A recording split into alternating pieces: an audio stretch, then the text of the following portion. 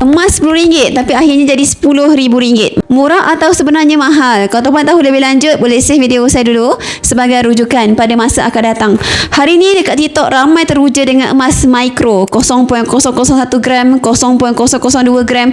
Harganya RM10 sekeping. Nampak macam murah tuan-puan? Nampak semua orang mampu. Tapi di sinilah permainan perspektif bermula. Bayangkan seorang anak muda, setiap bulan dia beli sekeping. Dia rasa bangga tuan-puan, dia bagi tahu dekat orang, aku dah mula simpan emas setahun, 2 tahun, keping kecil tu makin lama makin banyak.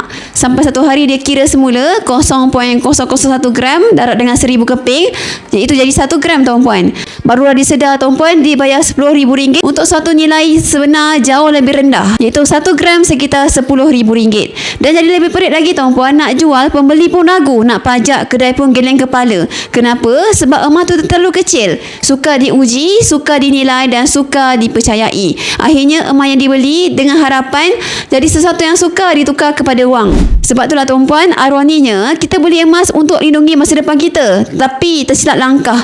Ia akan jadi beban bila kita perlukan, seolah-olah kita kumpul sesuatu yang nampak bernilai tapi tak benar-benar berfungsi. Sebab itulah tuan-puan, kalau nak betul-betul simpan emas, pastikan ia boleh diuji, boleh dijual dan diiktiraf nilainya. Bukan sekadar kecil dan nampak mampu milik. Ingat tuan-puan, bukan semua yang murah itu berbaloi. Kadang-kadang yang murah di depan mata kita sebenarnya mahal dalam diam.